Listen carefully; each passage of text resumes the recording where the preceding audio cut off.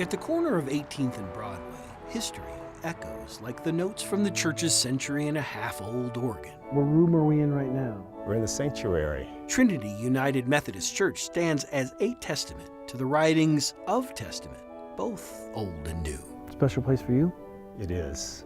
Pastor Ken Brown leads a church much older than any of its current members, many of whom have little or no idea why he's now on your screen, risking his job, talking to 9 News. I mean, what makes this story incredibly complicated for me is because I realize it's career ending. It is a story, he says, of how this church, at least for him, became, of all things, a workplace that felt toxic. I am saddened that my relationship with the Methodist Church in terms of conference leadership has taken this turn. The harassment, he says, began years ago. It felt off. He felt a few members were trying to force him out. There seemed to be a few people that were coming together and having conversation about my presence here at Trinity. He complained, as employees have done outside these walls for decades, first to an internal committee. Continued aggressive behavior may violate the denomination's stance against harassment, he wrote. There was harassment taking place. Absolutely, 100%. Easy to spot? Yes.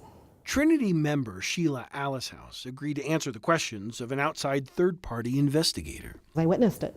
I saw it in person. This report concluded one of Trinity's members was more likely than not undermining Pastor Brown's leadership. And then what?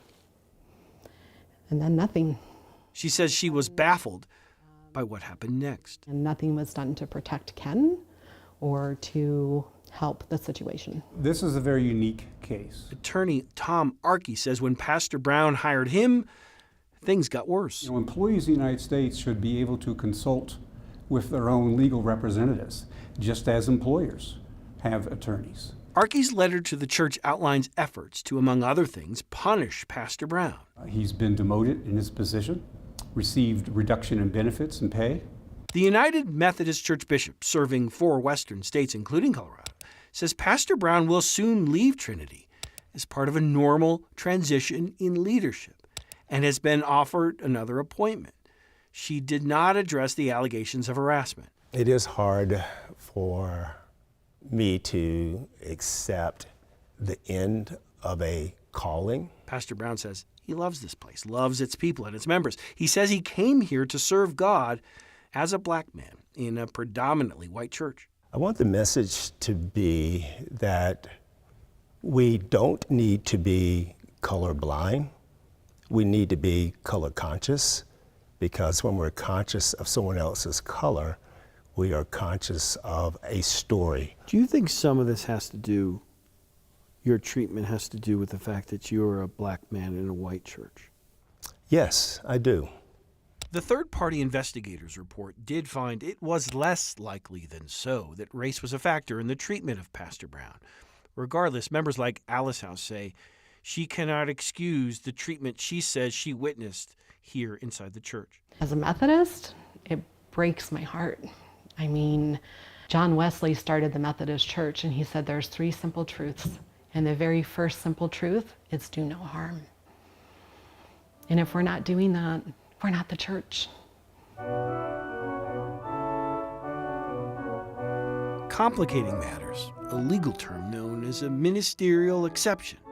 It allows a church to hire or punish those who serve in religious roles without fear of government intervention.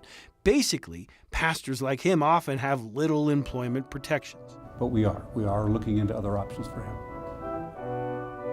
While his attorney explores those other options, Pastor Brown says it's time for him to face the music of a tune he has, at least until now, been reluctant to share so publicly. And I think what makes it really painful is I'm departing on terms that aren't agreeable. I would have preferred a different ending. Pastor Brown's last day is now set for the end of June. 2 weekends ago, church members were told he would be leaving. Last weekend, church members were told that this story might be appearing on 9 News. Pastor Brown's worked there for the last 8 years. He told us his conscience simply wouldn't allow him to continue to keep this story private. Chris Vanderveen, 9 News.